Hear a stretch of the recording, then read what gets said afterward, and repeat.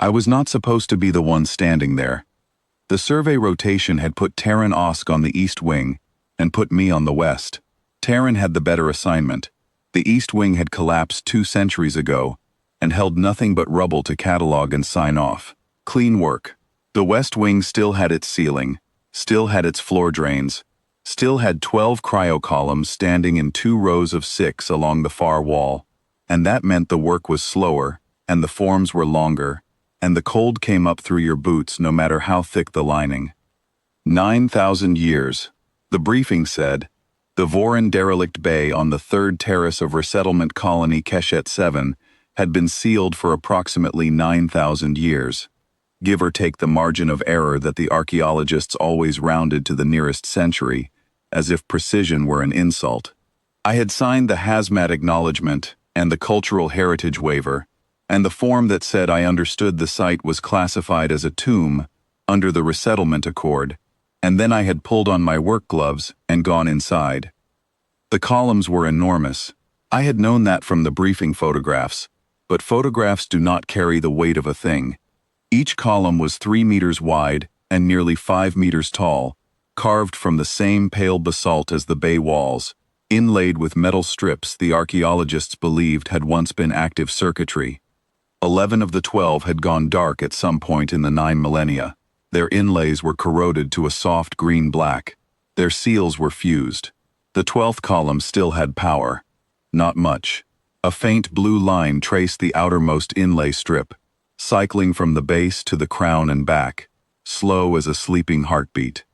The archaeologists had argued about it for 2 seasons before the colony authority simply designated it a low-priority anomaly and added it to the West Wing clearing list. My job was to photograph it, take a surface sample, read the serial plate at the base, and mark it for further study if anything was unusual, or for decommissioning if the power source appeared unstable. I crouched at the base of the 12th column and brushed dust from the serial plate with the back of my glove. The lettering was in old settlement script, the pre-diaspora variant, which I cannot read. I photographed it. I stood, and because I needed the serial number and could not get it from the photograph alone, without the translation kit I had left in my field pack 12 meters behind me, I pressed my palm flat against the column's surface to steady myself while I turned to go get it. The column registered me. I did not know that was what happened, not at first.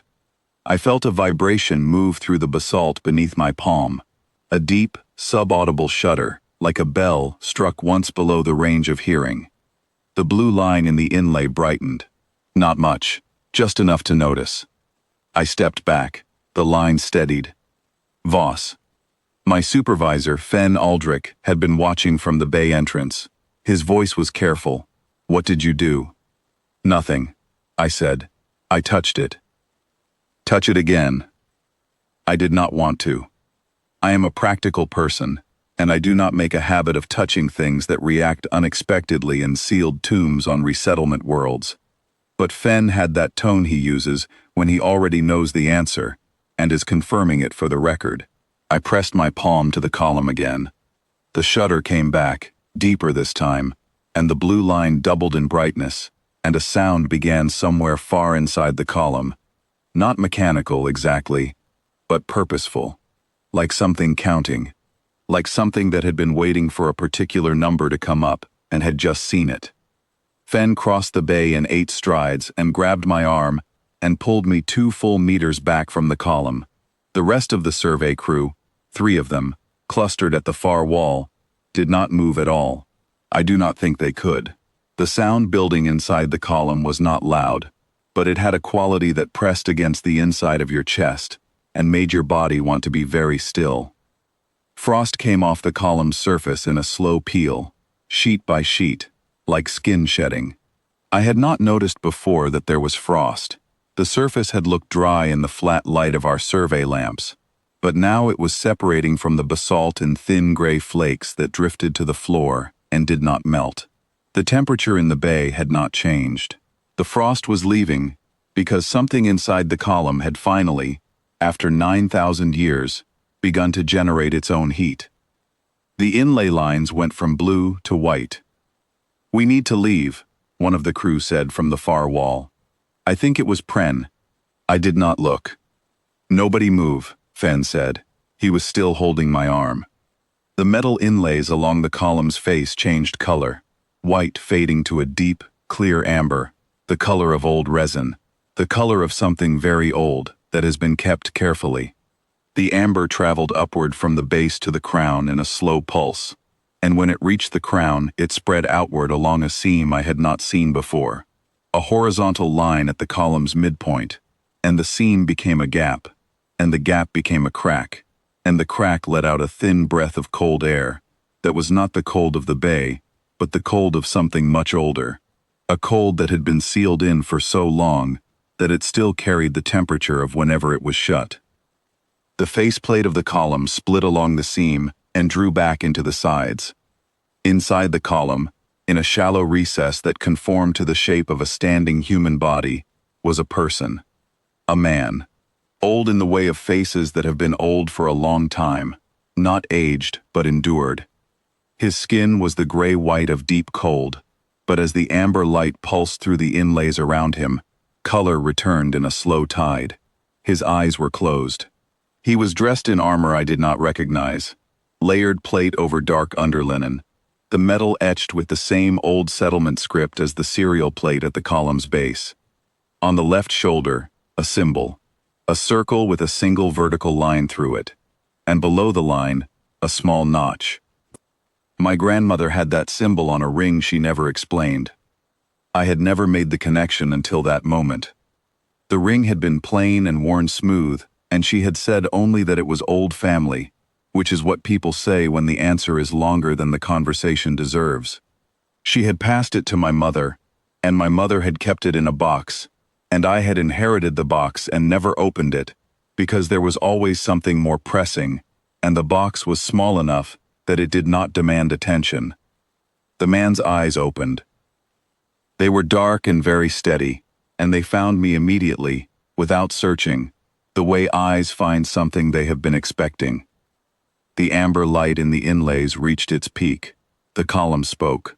Not the man, the column itself, in a voice that came from the inlays the way music comes from the walls of a hall built for it, resonant, and placed, and without a single wasted note. "You kept the watch. I return it." The amber held for 3 full seconds. Then it faded to the original low blue, and the man in the column exhaled for the first time in 9,000 years, and it was the longest breath I have ever heard a human body draw. Fen let go of my arm. Nobody spoke. Pren, at the far wall, had both hands pressed flat against the basalt behind her, as if she needed it to stay upright.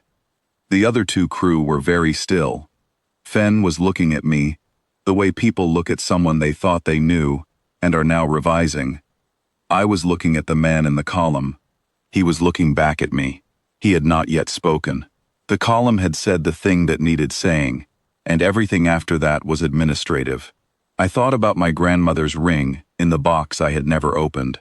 I thought about the word watch, not the kind you wear, but the kind you stand. The duty kind, the kind that gets handed from one person to the next across generations, not as ceremony, but as fact. The way a door stays locked because someone keeps the key, even when they have forgotten what door it fits. I had kept the watch without knowing it.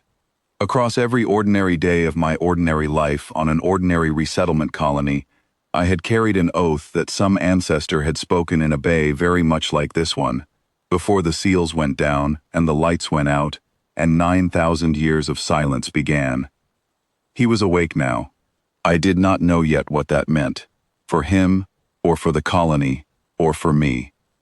What I knew was this: the column had counted the generations and measured the unbroken line, and when my palm had touched that basalt surface, it had found what it was looking for. Not royalty, not a soldier, not someone trained or prepared. Just the one who had not let go. I reached up and unclipped my survey light from my collar and set it on the floor between us, so the amber from the column was not the only warmth in the room. It seemed like the least I could do, for someone who had been waiting that long in the dark,